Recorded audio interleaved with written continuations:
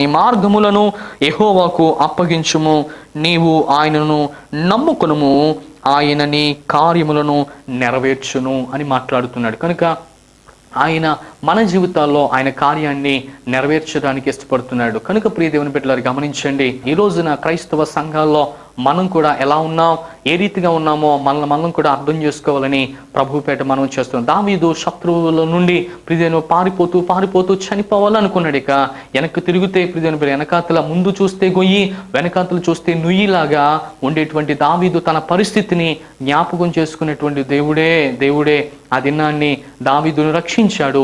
ఈ రోజు నిన్ను కూడా ఆయన రక్షించడానికి ఇష్టపడుతున్నాడు. అయితే ఆయన అంటున్నాడు కదా, చెడ్డవారిని గురించి, దుష్కార్యాలు చేసేవారిని గురించి నువ్వేమి కూడా వ్యసనపడద్దు, బాధపడద్దు అని అంటున్నాడు.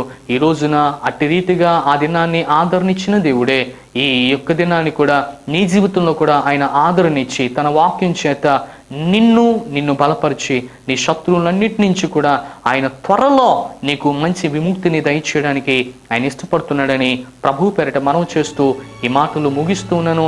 దేవుడు తన పరిశుద్ధమైనటువంటి వాక్యాన్ని మన వెనుకలో దీవించును గాక.